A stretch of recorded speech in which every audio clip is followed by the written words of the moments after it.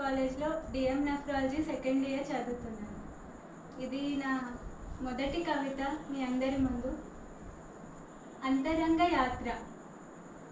నా చేతుల్లో స్టెథోస్కోప్ ఉంది, ఆమె శరీరంలో స్పందన ఉంది.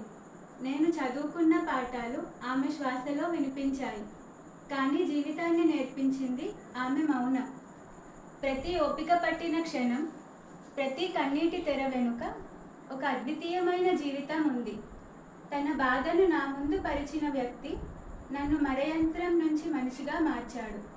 వారి ద్వారా నేర్చుకున్న పాఠాలు వైద్యశాస్త్ర పుస్తకాల్లో లేవు. వారిది వాక్కు కాదు, ఒక జీవితాన్ని ఎలా గౌరవించాలో నేర్పే అధ్యాయం. ప్రతి బంధం వెనుక ఓ నిస్సహాయత, ప్రతి చేతిపట్టు వెనుక ఓ విశ్వాసం.